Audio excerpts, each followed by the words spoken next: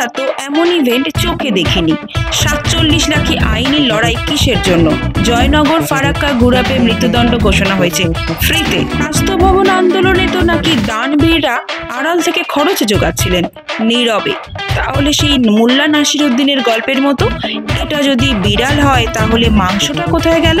আর এটা যদি মাংস হয় তো বিড়ালটা কোথায় গেল? যাতায়াত থাকা মানে কারা এসেছিল, কোথা থেকে, কেন তাদের থাকা যাওয়া আসার খরচ দিতে হলো? আন্দোলনের সময় খাবার খেয়েছে ক্রাউড ফান্ডিং এর টাকায়? তাহলে তো চড়ুই ভাতি ছাড়া সত্যিই কিছু নয়। অভয়ার বিচার বলে টাকা তুলে সেই টাকায় ভুরিভোজ। লজ্জা করে না এদের? বাই দ্য ওয়ে, ৩.৫ কোটির মাসিক সুদ কত হয়?